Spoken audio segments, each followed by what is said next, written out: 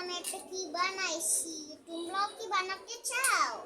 তাহলে প্রথমে নেব একটা মালা, এভাবে একটা গোল করে এরকম ঘুরিয়ে, তারপরে এভাবে একটা দিবা, তারপর যে মশলা গাড়া আছে এখানে একটা দিবা, এখানে দিবা, এখানে দিবা, এখানে দিবা, আর ই কাটা তাকে দিয়ে দিবা। এটা সামনে একটা হয়ে গেল আমাদের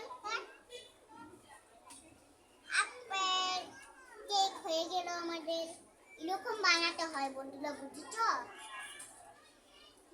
এরকম বানাতে চাইলে প্রথমে একটা মালা নেবে, তারপরে এটাকে একবার ঘুরিয়ে তারপরে এইভাবে দেবা, তারপরে এখানে মাঝখানে একটা কাটা থয়ে এভাবে একটা বড় মাঝখানে একটা কাটা থবা, এখানে একটা থবা, আর এখানে একটা থবা, আর এখানে হয়ে যাবা